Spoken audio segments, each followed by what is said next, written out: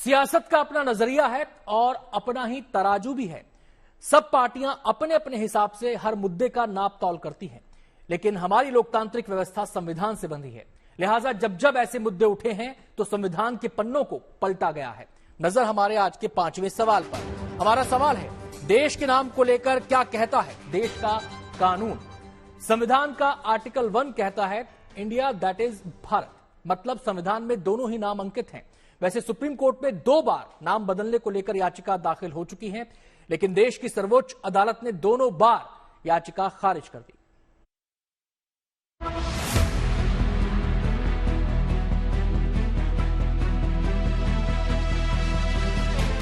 राष्ट्रपति द्रौपदी मुर्मू की तरफ से भेजे गए G20 के निमंत्रण पत्र ने देश में इंडिया बनाम भारत की नई बहस छेड़ दी है।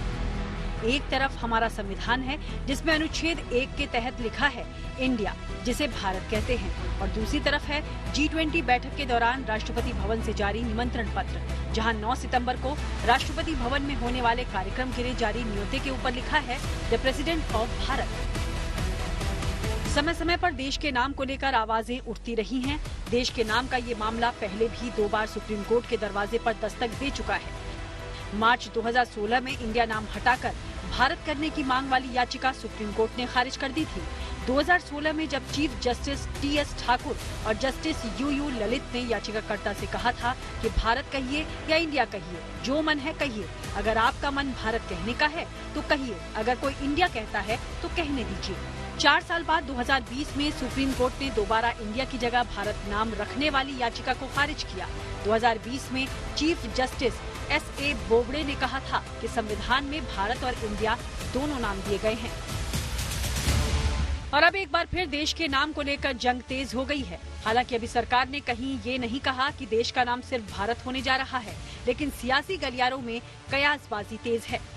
अगर सरकार सिर्फ भारत नाम रखना चाहती है तो उन्हें संविधान के अनुच्छेद 1 में बदलाव करने वाला बिल लाना होगा।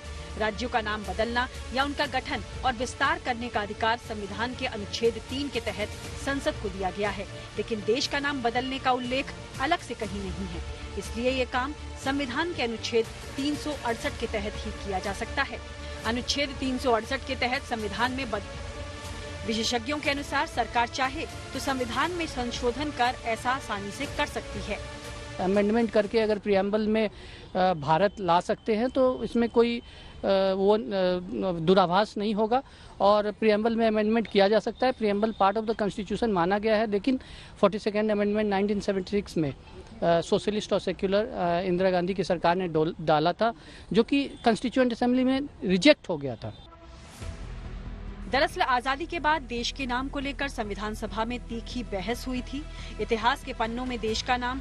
संविधान सभा के सदस्य HP कामथ ने अम्बेडकर समिति के उस मसौदे पर आपत्ति जताई थी जिसमें देश के 2 नाम थे, इंडिया और भारत। कामथ ने प्रस्ताव रखा था कि देश का नाम एक ही होना चाहिए। सेठ गोविंद दास ने भी इंडिया दैट इज भारत का विरोध किया था। दास ने महात्मा गांधी का जिक्र करते हुए कहा था कि उन्होंने देश की आजादी की लड़ाई भारत माता की जय कहकर ही लड़ी थी, इसलिए देश का नाम भारत ही होना चाहिए। BM गुप्ता, श्रीराम सहाय, कमलापति त्रिपाठी और हरगोविंद पंत जैसे सदस्यों ने भी देश का नाम सिर्फ भारत ही रखे जाने का समर्थन किया था। हमारा देश एक ऐसा देश है जो अलग अलग कालखंड में अलग अलग नामों से जाना जाता रहा है और हर काल में अलग अलग नामों के बावजूद दुनिया भर में देश का डंका बजता रहा है। इतिहास में हमारे देश को इंडिया, हिंदुस्तान, आर्यवर्त, भारत आदि कई नामों से पुकारा जाता रहा है, लेकिन भारत और इंडिया 2 प्रचलित नाम हैं जो आजादी के बाद देश के आधिकारिक नाम बने, लेकिन अब इन पर भी सियासत शुरू हो गई है। Bureau report, good news today.